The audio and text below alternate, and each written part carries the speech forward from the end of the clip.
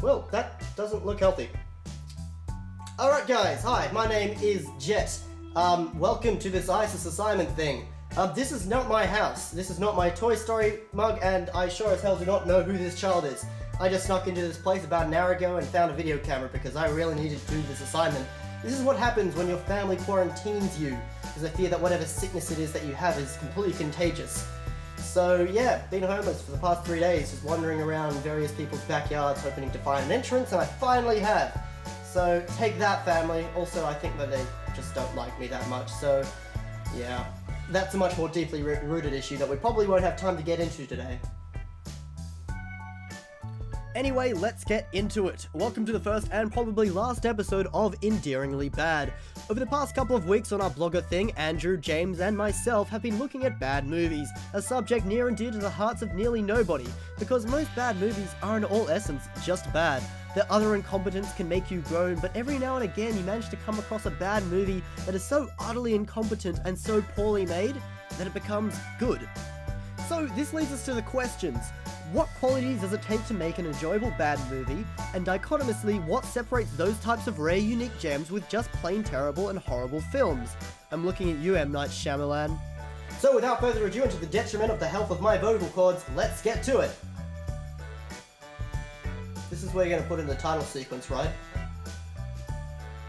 Cool. Alright, so from here on in, instead of calling these deformed cinematic treasures good bad movies, we'll be using the French word nanar, which basically means a good bad movie. So what makes a nanar enjoyable? First and foremost, they have to have some semblance of innocence. In effect, a nanar gets better the more it becomes evident that the filmmakers have no idea it is what they're doing. This is called the Dunning-Kruger effect, so someone else can explain it because I haven't had time to Google it. Where the incompetent fail to have the capacity to realize